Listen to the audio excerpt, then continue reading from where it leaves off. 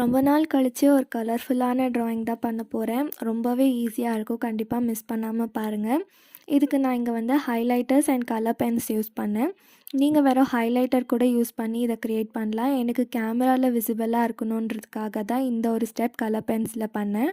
So இங்கே நான் use பண்ணியிருக்கிறது 3 colour, that is orange, pink and blue.